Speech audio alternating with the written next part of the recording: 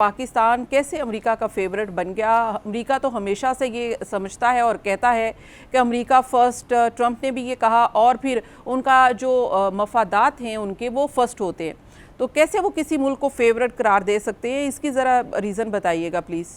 دیکھیے ریزن یوں ہے کہ دعا دیں، دعا کیا میں کہوں میں یہ کہوں گا کہ مودی صاحب پاکستان کے بہت بڑے دوست ثابت ہوئے ہیں، تاریخ یہ گواہی دے گی۔ انہوں نے جو بلنڈر کیا ہے اور بلنڈر پہ بلنڈر کرتے گئے ہیں 4 ڈے وار میں، اور اس سے پہلے میں پہلے بھی گنوا دیتا ہوں کہ 2 نیوکلیئر پاز ایک دوسرے پہ حملہ نہیں کرتی۔ 1962 میں کیوبن میزائل کرائسس کے بعد یہ سبق سیکھ لیا گیا تھا، لیکن انہوں نے نہ صرف وہ سبق بھلایا بلکہ بہت اترا کے کہا کہ ہم نے تو ریڈ لائن نے کراس کر دی، ایک نیوکلیئر ملک پہ ہم نے حملہ کر دیا۔ اس سے بڑی بے وقوفی اور نادانی ہو کوئی نہیں سکتی تھی۔ ہاں، مقصد ووٹ لینا اور اپنے ووٹر کو بے وقوف بنانا تھا۔ جی ہاں، تو انہوں نے یہ نہیں ہوتا تھا۔ اس حد تک یہ تقریباً بات مانی گئی تھی کہ سوویت یونین اور امریکہ کی جب جھگڑا ہوا، جب انہوں نے سوویت یونین نے انویڈ کیا افغانستان، تو امریکہ ڈائریکٹلی نہیں اس میں ہینڈل کر رہا تھا، اسٹیٹ ڈپارٹمنٹ اور وائٹ ہاؤس نہیں تھے، ان کی جو خفیہ ایجنسی سی آئی اے سے ڈیل کر رہی تھی، ہتھیار بھی اور پیسے بھی۔ ہندوستان نے کمال یہ کر دیا کیونکہ دونوں نیوکلیئر پاس تھے، وہ دونوں کنفرنٹ نہیں کرنا چاہ رہے تھے اوپنلی، تو پاکستان کے ذریعے وہ کر رہے تھے، اور ISI انوالوڈ تھی۔ اب انہوں نے کہا، ہندوستانیوں نے، ہندوستانیوں کو تو نہیں کہتا، ڈیفرنس کرتا ہوں کیونکہ میں نے تو ایک دوسرے ہندوستان سے بھی ڈیل کیا ہے، منموہن سنگھ صاحب کے دور میں اور واجپئی صاحب کے دور میں، جب ہم تو حلق کے قریب تھے کشمیر کے۔ یہ نیا قسم کا ہندوستان ہے، یہ ہندوتوا کا ہندوستان ہے، یہ مودی صاحب کا ہندوستان ہے، جس میں کرسچنز، مسلم، سکھ سب کے خلاف زہر پھیلایا گیا ہے، اور ووٹ لینے کے لیے جتنی مرضی گالی آپ مسلمانوں کو دیں، تاکہ آپ باوجود اس کے کہ ان کا اپنا ملک ڈیوائیڈ ہو رہا ہے، انہوں نے یہ فیصلہ کیا کہ ووٹ لینے کے لیے وہ یہ ایک اور بے وقوفی کریں گے، اور ان کا ہم نے ریڈ لائن عبور کر لی، حملہ کریں گے ایک نیوکلیئر پارٹ میں۔ ساری دنیا الرٹ ہو گئی کہ جب پاکستان نے کہا بھی تھا کہ بھئی آئیں انویسٹیگیشن کرائیں، یہ کیسی غیر ذمہ دار نیوکلیئر پاور ہے جو پاکستان پہ حملہ کر رہی ہے، خدا نہ خواستہ اگر ایسکلیشن کنٹرول نہ ہوئی تو کدھر جائے گا؟ یہ معاملہ انڈیا پاکستان کا نہیں ہے، یہ پورے خطے اور ریجن کی سیکورٹی کا ہے۔ یہ ایک تو یہ ہوا۔ نمبر 2،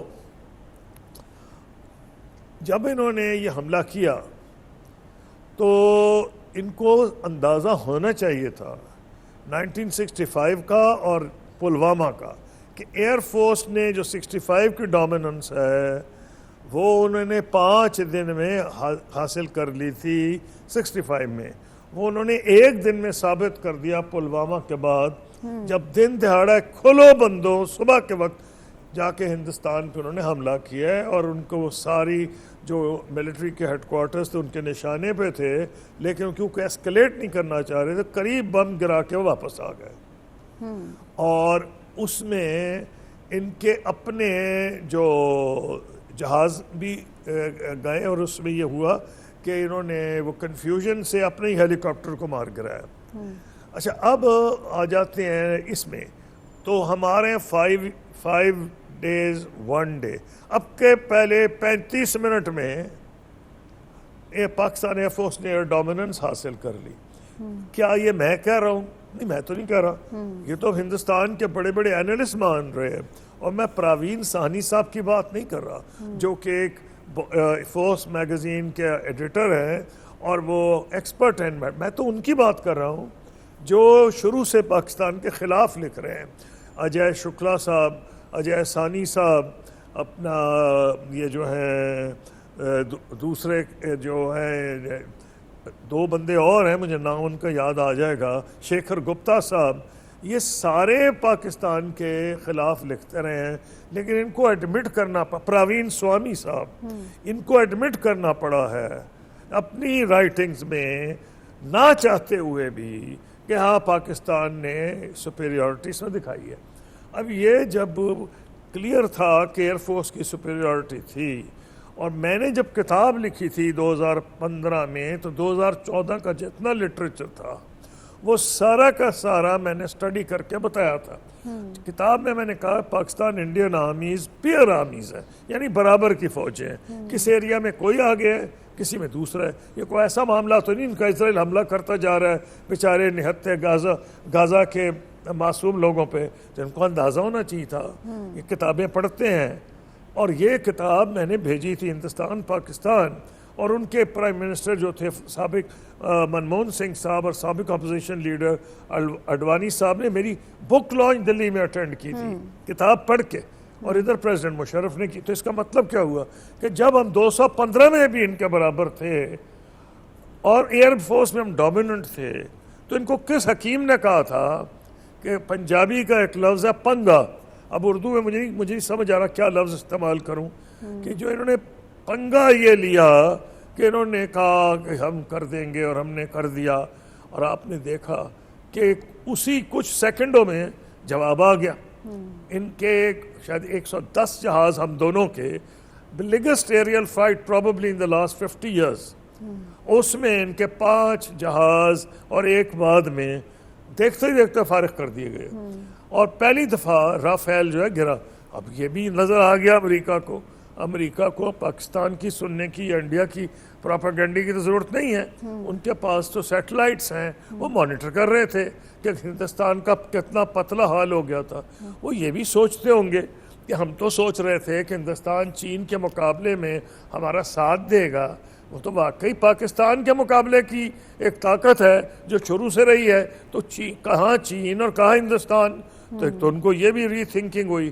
پھر ان کی پینٹاگن اور جی ایچ کیو کہ اس وقت بھی تعلقات رہے قائم جب ہمارے خراب ہو گئے پریزیڈنٹ بائیڈن کے دور میں اسٹیٹ ٹو اسٹیٹ ریلیشن جو وائٹ ہاؤس کی لیول پہ، لیکن وہ کبھی ختم نہیں ہوئے کیونکہ ان کو اندازہ تھا کہ پاکستان کی ایک اسٹریٹجک اہمیت ہے سینٹرل ایشیا میں، ویسٹ ایشیا میں، جس میں ایران بھی شامل ہے، پورے گلف کے اندر. ان کو یہ اندازہ تھا. اور اسی چیز کا ادراک جنرل گوریلا نے کیا جب انہوں نے کہا کہ Pakistan is a phenomenal anti terrorism partner. Modi صاحب کو سمجھ جانا چاہیے تھا کہ بھائی تم پاکستان پہ لگا رہے ہو چارج کہ یہ ٹیررزم کر رہا ہے، یہ آتنکواد کر رہا ہے، اس کا نام ٹیررستان ہے. اس ٹیررستان کو امریکہ کہہ رہا ہے کہ ہمارا ایسا پارٹنر اینٹی ٹیررزم کو ہے ہی نہیں. اب پھر آپ نے اس کا مشاہدہ دیکھا جب پریزیڈنٹ ٹرمپ کی اور فیلڈ مارشل عاصم منیر کی ملاقات ہوئی. اس کے بعد ان کو 2 چیزوں کا اور واضح ہو گیا. کیا؟ کیونکہ general field marshal Asim Munir ہوں یا پریزیڈنٹ ٹرمپ ہو، لیکن جو انسٹیٹیوشنل میموری ہے وہ اسٹیٹ ڈپارٹمنٹ اور پاکستان فارن آفس میں ہے. انہوں نے ان کو بتایا ہوگا کہ ماضی میں تو یہ رول پاکستان ادا کرتا رہا ہے. میں خود جو وزیر خارجہ تھا، مجھے امریکن کونڈولیزا رائس کئی دفعہ کہتی تھی ہمارا یہ پیغام ایران کو دیں، اور ایرانی نیشنل سیکورٹی ایڈوائزر میں دفتر میں 5 گھنٹے بیٹھے رہے. ان کو 6 دن پہلے دوبارہ لگا دیا گیا ہے یہی کہ جی آپ ہمارا میسج لے کے جائیں. اور ہم نے جوائنٹلی ایک سٹیٹمنٹ بنایا، میں نے اور علی لاری جانی نے، جو دوبارہ ایرانیوں نے اسی کام پہ معمور کر دیا ہے جب میرے دور میں بھی تھا، اور ان کو کہا ہے کہ جی آپ وہ نیگوشیٹ کریں. تو دونوں کو یہ پتہ تھا کہ ماضی میں پاکستان نے رول ادا کیا ہے. اور یہ پتہ تھا ٹرمپ صاحب کو کہ اگر اس خطے میں وہ امن چاہتے ہیں تو ایران کو ایسا ویسا ملک نہیں ہے، جیسے اس نے بعد میں ثابت کیا اسرائیل سے جنگ میں کہ اسرائیل جس کو ساری مغرب کی حمایت حاصل تھی 12 دن میں فارغ کر دیا ایران. باوجود ان پہ حملے ہوئے تھے، باوجود ان کے سائنٹسٹ مارے گئے، باوجود ان کا انٹیلیجنس فیلئر ہوا، ان کے ٹاپ جرنیل مارے گئے، لیکن ان کی انسٹیٹیوشنل سٹرینتھ قائم رہی. اور 12 دن میں اپنے میزائل سے ان کا تہ و بالا کر دیا. ان کا جو دنیا مشہور زمانہ آئرن ڈوم نظام تھا میزائل روکنے کے لیے، اس میں بھی پاکستانی رول ادا کر سکتا ہے. جو آپ نے دیکھا کہ مجلس میں ایرانین پارلیمنٹ میں انہوں نے ہمارا شکریہ ادا کیا، پھر شکریہ ادا کرنے یہاں پریزیڈنٹ آئے ایران کے، پھر سینٹرل ایشیا میں آپ نے دیکھا کہ فیلڈ مارشل عاصم منیر نے میٹنگ بلائی، جنرل کوریلا آئے، اور سینٹرل ایشیا کی ساری ریاستیں جو افغانستان کے بارڈر پہ ہیں ان کے ٹاپ ملٹری کمانڈرز آئے۔ کیا ثابت کرتا ہے کہ بھارت نہ سینٹرل ایشیا میں رول ادا کر سکتا ہے نہ ایران میں رول ادا کر سکتا، وہ کیا رول ادا کرے گا ایران میں؟ پاکستان کو کیا وہ تو فائدہ سب سے ہوگا؟ بڑا نیتنیاہو صاحب کا سپورٹر تھا۔